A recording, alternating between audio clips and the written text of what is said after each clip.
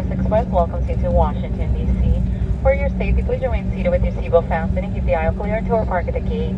The captain will turn off the fasten seatbelt sign when it is safety stand. Use caution when opening the overhead compartments since articles may have shifted during your flight. The use of cell phones is not permitted. Once the aircraft door is open, we do ask for your patience while the ground crew brings forward any carry-on luggage that you might have left at the doors you boarded in Nashville.